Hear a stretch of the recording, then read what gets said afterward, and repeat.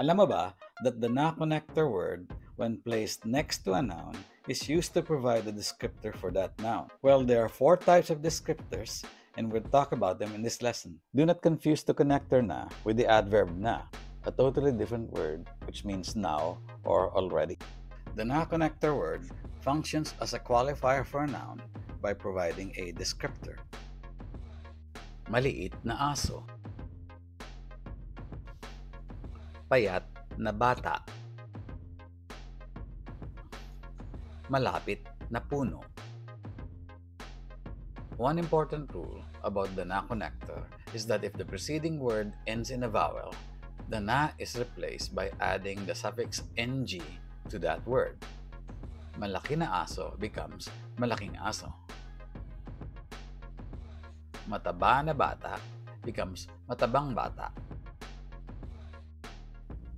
Malayo na puno becomes malayong puno.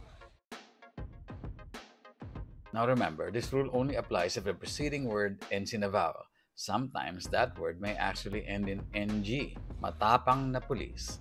Don't make the mistake of dropping the na. The na stays. Same for magaling na musikero. Usual descriptor is an adjective. Kinain ko ang matamis na mansanas. I ate the sweet apple. Tumahol ang maliit na aso. The small dog barked. The descriptor can also be a verb or another noun. Ang nakulong na magnanakaw ay nagsisi. The jailed thief repented. Ang kampiyon na boksingero ay malaki. The champion boxer is huge. In the example shown, na is placed before the noun and after the descriptor. You can switch the noun and descriptor's places and the meaning would remain the same. Mansanas na matamis. Asong maliit. Magnanakaw na nakulong. Boksingerong kampiyon. However, the literal translation is actually different.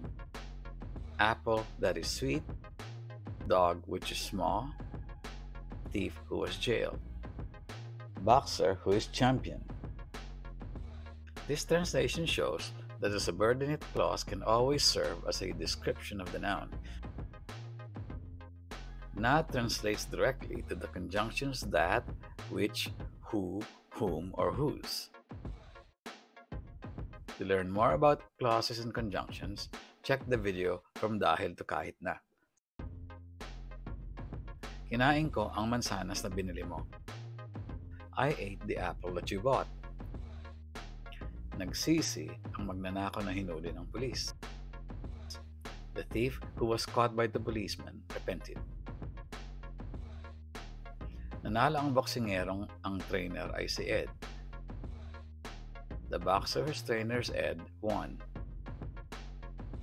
The descriptor and the noun may still switch places, but this is not always possible. Kinain ko ang binili mong mansanas.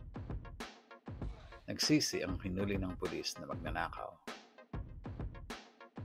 In summary, one function of the connector word na is to connect a noun to its descriptor. The descriptor can be an adjective, a verb, another noun, or a clause. The noun and descriptor can switch places most times. Now take a screenshot. These are the words introduced in this lesson. Record yourself pronouncing each word and listen back to make sure you got everything right. Join the Landas Network. Free lessons on YouTube and free coaching on Reddit. I'll see you there.